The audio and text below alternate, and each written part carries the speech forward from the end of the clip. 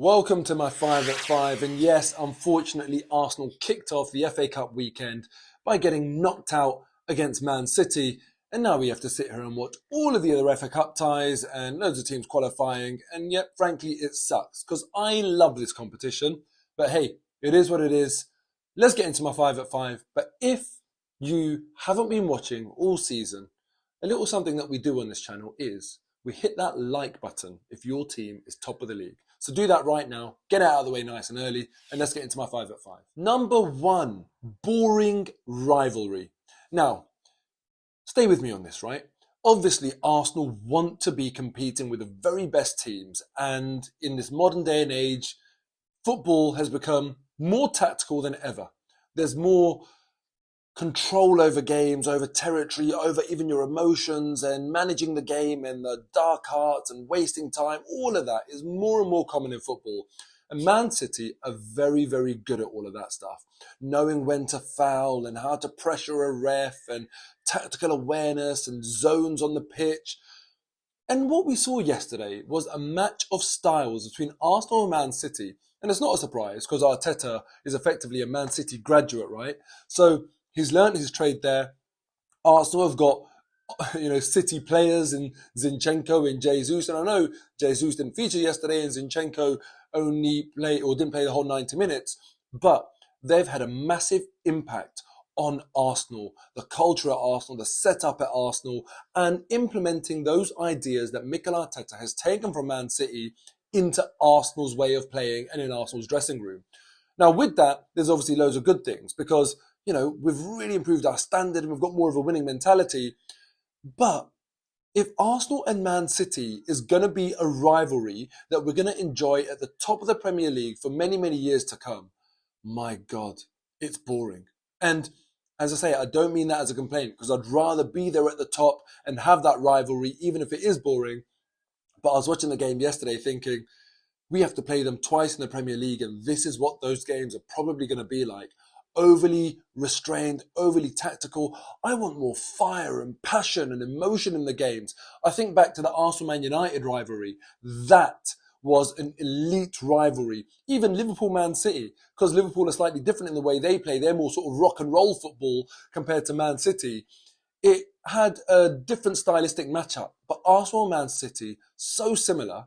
I don't know if you saw it the same way. Let me know in the comments. Do you agree that actually this could be the start of the most boring top-level rivalry that you can remember? Number 2, Zinchenko getting trolled. At the end of the game, he wasn't happy and the Man City players went in on him. And you know what? It goes along with the point that I made in point 1 about this being a bit of a boring rivalry. There's too many connections, maybe. It's like Arteta respects Guardiola and vice versa. A journalist said to Guardiola in the week before the game that Arteta had just taken his ideas and applied them at Arsenal. And Guardiola said, no, not at all. Ideas are for everyone, and I've stolen as many ideas as I can. So there's obviously a lot of respect there. Guardiola could have said something a little bit different, a little bit more provocative. And also Zinchenko, when he came on after the game, Kyle Walker was pulling his ear and Ruben Diaz had his arm around him laughing when Zinchenko looks annoyed. In fact, you know what? Have a look at these videos for yourselves and just look at this. Like, Zinchenko looks like he's annoyed, but the Man City lot are having a great time with him. They're having a laugh and a joke. And it's almost like he doesn't want to be having a laugh and a joke, but what can he do? These guys, they know him too well. And that's what I mean. There's too much familiarity there with these sets of players and managers and that sort of thing. But ultimately, look, Zinchenko did see the funny side eventually, and it seemed to all end well. So a lot of people were asking the question, is he really angry or is he joking around? But when he swapped shirts with Kyle Walker, clearly he was, they were taking the mick out of him, but he took it well, it seems. But anyway, Zinchenko got trolled hard. Number 3, and this is nothing about the game, but it's very, very important. Big news for Arsenal Football Club or for Chelsea Football Club. Moises on the move. So Moises Caicedo at Brighton put this up on Instagram recently. Now, this is obviously very, very strange. Not what you'd expect someone to do. But he seems to have been quite honest here, even though it wasn't written by him clearly, because right at the top it says Moises and then has speech marks. Obviously, he was meant to copy and paste that and remove his name, etc. But whatever. This is what footballers do, and sometimes they make these silly mistakes, and that's what he's done. But looking at this, clearly, he wants to leave Brighton. He speaks about how he's got a lot of siblings and maybe he takes care of them, so the money is a factor for him. And I don't begrudge him that. In fact, I'm tired of people criticising footballers for chasing the money. If that's what they want to do, so be it. We would all do the same thing if we were offered a mega contract to go and work elsewhere. If someone claims to be a boyhood Arsenal fan and then they do it, like Ashley Cole for 5k a week, I get it. But if, he's not a boyhood Arsenal fan, he's not got any affiliation with the club, this is a job to him and he wants to go and play somewhere where he can win trophies and earn good money, so be it. That happens to be Arsenal on this occasion, hopefully. When it was Mudryk, it happened to be Chelsea. Who cares? But what do you think of this potential signing? Is 60 million just way too much for a player that hasn't really proved himself at the highest level, Champions League and that sort of thing, and or do you think it's actually good value and he's an absolute baller and we should just get him no matter what? I would personally rather work on Jude Bellingham and pay 90 million for him than 60 million on Caicedo, for example. But look, hey, seems like Arsenal are interested. So let me know what your thoughts are in the comments below. Number 4, and going back to the game, I want to ask you guys something. So please get in the comments and let me know your thoughts. Does Mikel Arteta devalue the FA Cup? Because it's not like we've got Everton in a couple of days. We've got plenty of time until our next Premier League game. And he went and made 6 changes to this lineup against Man City. And I know we've got squad rotation to think about. I get that. But I want to win the FA Cup. And Mikel Arteta's done this on quite a few occasions now in the FA Cup where he hasn't played his full-strength team and we've got knocked out. Now, look, I realise it's different on this occasion because it's Man City. We could have played our full-strength team and still not won.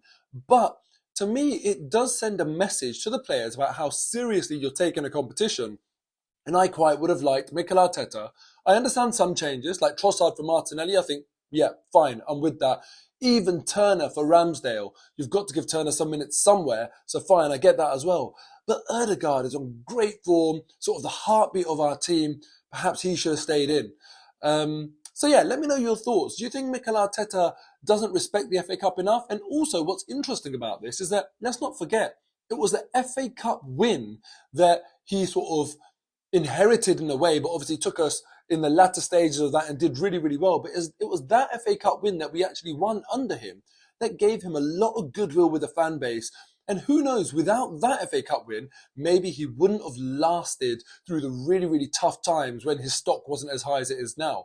I would have liked to have seen him put a better team out and take this competition more seriously, given how long we've got till our next Premier League game. But let me know your comments below. Number 5, and that's Sambi Lokonga. And do you know what? I'm going to stick up for Sambi because I've seen him come under a lot of criticism after yesterday's game. I'm not saying it was his best game. I'm not going to sort of defend his performance. But what I am going to defend is that, listen, Sambi Lokonga has played barely any minutes for Arsenal this season. So it's very hard, especially in that position in the middle of the park, especially away from home, especially against a team like Man City, especially coming on as a sub where you have to get straight up to the pace of the game in a cup tie.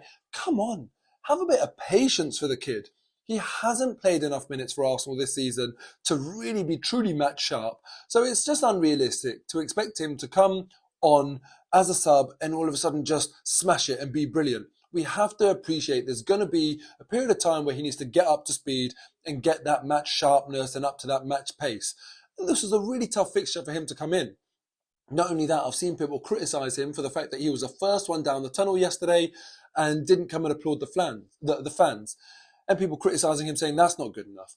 Come on, lads. The two things go hand in hand. Clearly, he wouldn't have been happy at his performance yesterday. I think, yes, positionally, he wasn't on point. There could have been some better awareness from him. He would have known that coming off the pitch. So it doesn't surprise me that he just wanted to get out of that situation and just head down into the tunnel. Probably wasn't happy about his performance. Cut him some slack. Arsenal are top of the league, okay? Things are very, very rosy. We don't always need to pick on someone. We don't always need a scapegoat and to have someone to criticise. It was a rare defeat for Arsenal yesterday. We're going to win and lose as a team all season. So from me, it's a case of Sambi Laconga, listen, if you were to get 5-10 starts in a row, I'm sure your level would go up drastically. But I appreciate how difficult it is, and I think other people need to cut him some slack too. That was my 5 at 5. As always, get in the comments. Let me know what you agreed with, what you disagreed with. Please do like this video. And if you haven't already, subscribe to the channel. Still top of the league. Still very positive. Yes, I'm gutted we're knocked out of the FA Cup. But Arsenal are going to win something this season. I can feel it. Up the Arsenal.